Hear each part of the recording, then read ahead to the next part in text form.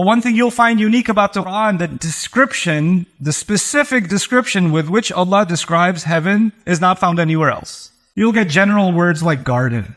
That's the Garden of Eden. That's all you get. What Allah will tell you is fruits and lahmi tayrin mimma yashtahun, the flesh of birds. You're going to have some kind of chicken barbecue or something. That's going to be there. There's going to be all kinds of drinks that are being served. There are servers that are charming, that are serving drinks. There are friends sitting together talking about how life used to be tough and what they went through and how things used to be tough. They're having a reunion. Believers are having a reunion. All kinds of descriptions, very vivid, picturesque descriptions are being given of Jannah. But many of them you will find are things that are easy to imagine. Friends hanging out together, people enjoying drinks, servers bringing drinks, beautiful trees, waterfalls, cushions, carpets. These are all things we find in this life. And there's a reason for that.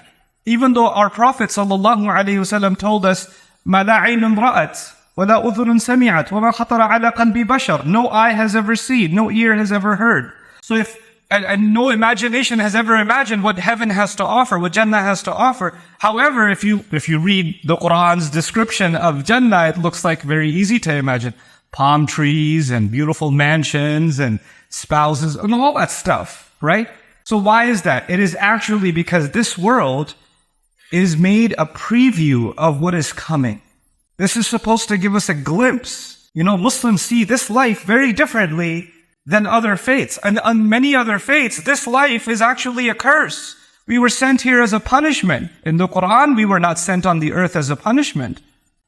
In this world, He put things for you that you can live well with and enjoy. How little you show gratitude. You don't put someone in prison and say, be grateful. You put someone somewhere nice and you show them the beauty of this world, and that's what makes you want to be grateful. This is what Allah does in Surah Al-Rahman. He talks about, وَالْحَبُّ ذُو الْعَصْفِ وَالرَّيْحَانِ فَبِأَيِّ آلَاءِ رَبِّكُمَا تُكَذِّبَانِ. Like, look at all these beautiful things I've made for you. Look at the scent in the air from the crop that comes to you. Look at the grain that grows, the crop that grows. What more are you going to be in denial of? You should be grateful. So Allah did in fact make this world beautiful. And you guys happen to be very fortunate. You live in a state of Utah where you're surrounded by beautiful mountains. You get to appreciate Allah's beauty even when you're stuck in traffic. At least you have something to look at. I come from Dallas. There's nothing to look at. So there's this constant beauty that surrounds us. Anyway, coming back to this ayah, He says, just give them the example of this lowest life.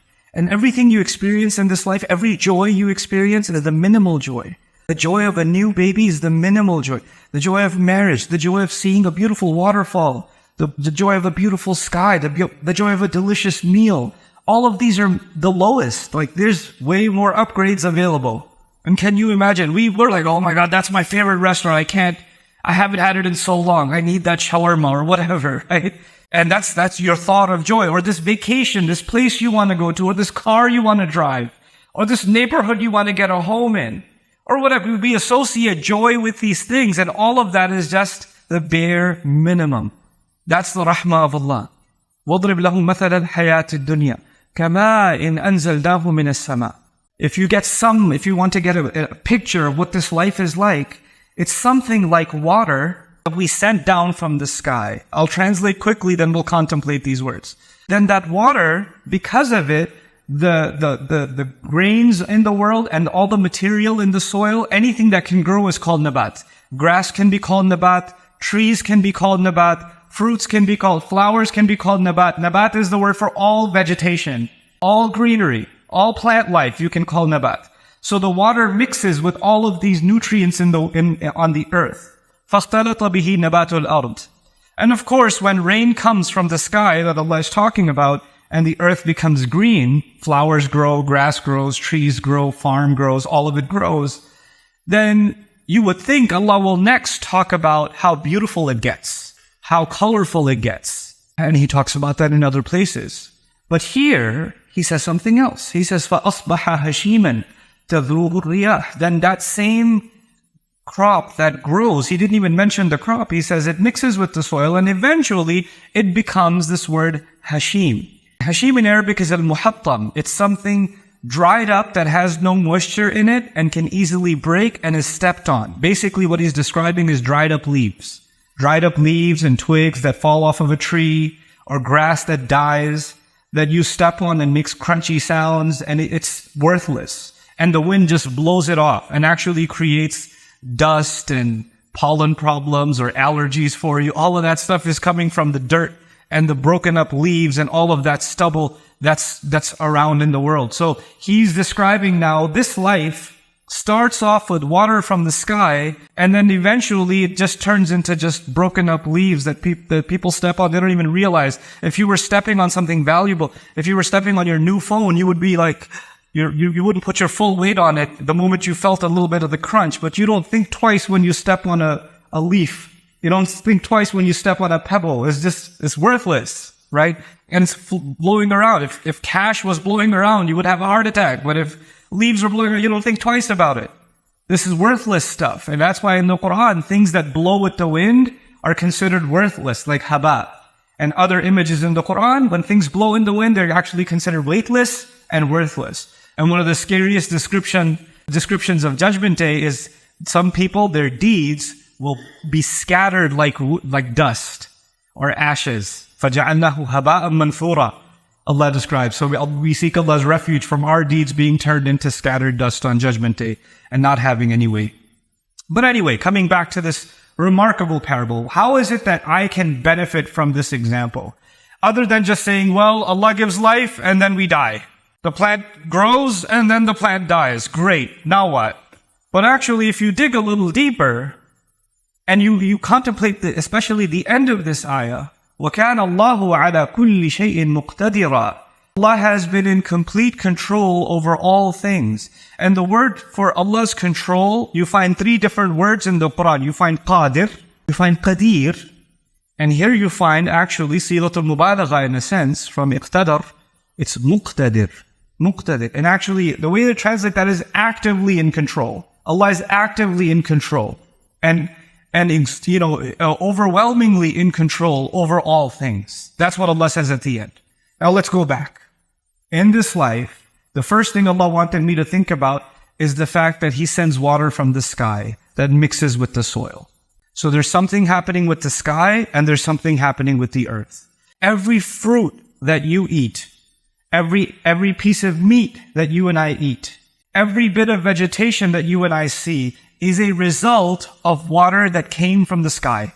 You know what else comes from the sky? What comes from the sky is always the rizq from Allah, the command from Allah, the guidance from Allah. Everything that Allah gives us that is purposeful comes from the sky. The angels come from the sky with a mission. The angels that are here go up and report to the sky and they come back, from the sky. Laylatul Qadr, the angels are descending. تَنَزَّلُ الْمَلَائِكَ وَالْرُوحُ فِيهَا. Right? So, when Allah sends something from the sky, it has a purpose. It comes for a mission. And so what does it do for a believer? What it does for a believer is every leaf inside it is the command of Allah. Every fruit, every orange has inside it the water that came from the sky, that came from the command of Allah. And every time something comes from the sky, it has to have a purpose. So everything becomes purposeful, and in everything I see that it's related to a command from Allah descending from the heavens. Everything. It changes my view of all life. I don't see any bird the same way. I don't see any food the same way. I don't see the greenery, a tree the same way.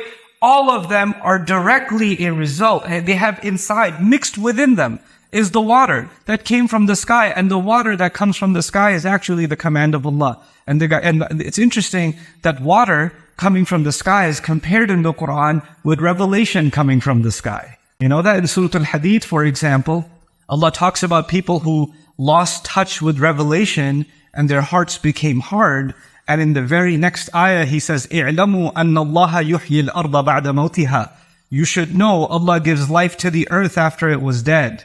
Like your heart can come back to life with the word of Allah, like the rain brings the grass back to life.